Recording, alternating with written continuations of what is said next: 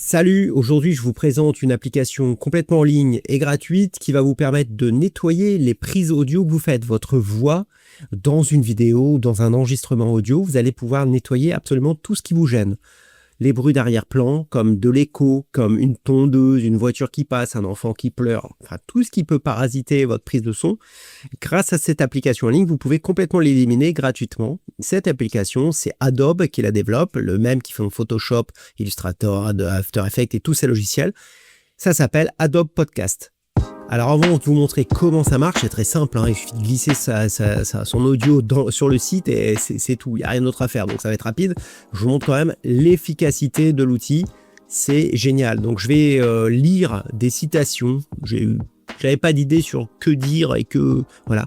Donc je vais lire des citations inspirantes de grands hommes et grandes femmes de ce monde pour vous essayer de vous inspirer en même temps de vous démontrer l'efficacité de ce Adobe Podcast. Donc j'y vais et je vais vous faire un avant-après. Apprends les règles comme un professionnel afin de pouvoir les briser comme un artiste. Pablo Picasso.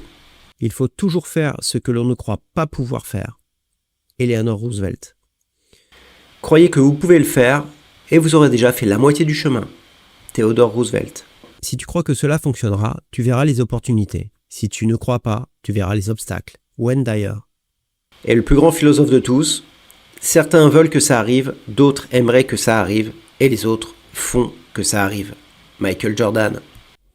J'ai pas trouvé de citation de Jean-Claude Van Damme, mais il y en avait certainement de très bonnes aussi. En tout cas, vous avez vu le avant-après avec Adobe Podcast. Je sais pas ce que vous en pensez, mais c'est assez flagrant. Il y a vraiment c'est le jour et la nuit, quoi. Il n'y a plus d'écho, il n'y a plus de bruit, la voix semble beaucoup plus professionnelle. On a l'impression que le micro est de bien meilleure qualité alors que c'est le même. On pourrait même avoir un petit micro-cravate à 10 €, que ça ferait la blague pareil. Donc je vous montre comment ça fonctionne. Vous allez sur le site Adobe Podcast, ici, et vous allez choisir optimiser la parole. Vous allez glisser votre contenu ici. Vous voyez là, j'ai une vidéo, la dernière vidéo que j'ai faite qui est encore là parce que je l'utilise à chaque fois en fait. Et vous allez juste prendre un son.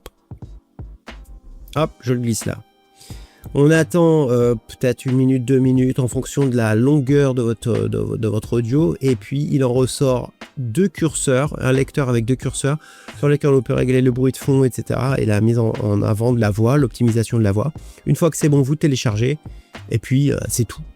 Voilà à quoi ça ressemble une fois que le son, l'échantillon sonore que vous avez envoyé a été traité par Adobe Podcast. Donc c'est relativement rapide. Bon là, ça a pris quand même 3-4 minutes. Vous avez un petit play ici, vous pouvez le lire. Alors je sais pas si vous allez entendre, je pense pas, vous allez plutôt entendre mon micro. Mais moi, dans mes oreilles, j'entends mon texte.